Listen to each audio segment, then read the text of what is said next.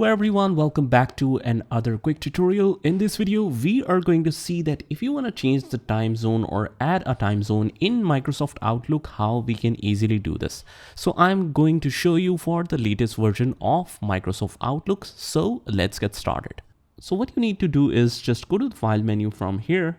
So from the file menu, let's go to the options from here and just select the calendar here.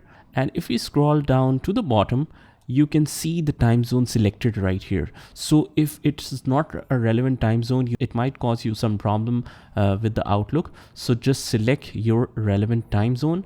And also if you want to add some more time zones, like a second time zone or a third time zone, we can easily do this. And then we can easily swap the time zones as well if you want to exchange that. So basically this swapping option is if you're traveling frequently to different locations. So in that case, you can just set the time zones and you can swap it back and forth. So that's it, guys. I hope this video helps you. And if it did, hit the like button, subscribe to our channel, and I will see you in the next one.